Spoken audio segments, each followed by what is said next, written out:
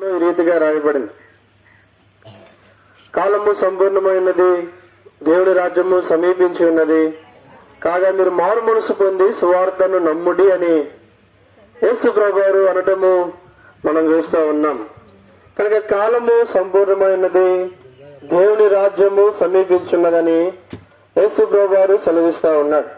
కనుక దేవుని రాజ్యము అనేది ఒకటి ఉందని, ఆ రాజ్యంలోనికి ఎవరు వెళ్తారు అని యేసు ప్రభువారు అంటున్నాడంటే, ఈ భూమి మీద యేసు ప్రభువాన్ని సొంత రక్షకునిగా అంగీకరించి నోటితో అయ్యా నేను పాపిని అని ఒప్పుకునేటువంటి వానికి ఆ పరలోక రాజ్యము ఉంది. ఆ పరలోక రాజ్యంలో ప్రవేశింప చేస్తాడు యేసుక్రీస్తు ప్రభువారు.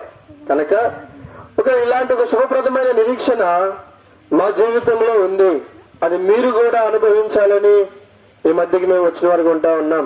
కనుక యేసు ప్రభువారిని నువ్వు సొంత రక్షకునిగా అంగీకరించి, యేసు ప్రభువారిని నీ నిజ రక్షకునిగా నీవు అంగీకరించి, ఆయన ఇచ్చే ఆ మోక్ష రాజ్యము, ఆ పరలోక రాజ్యంలో నీవు ఉండాలని ఉద్దేశముతో యేసు ప్రభువారి గురించి తెలియజేస్తూ ఉన్నాం.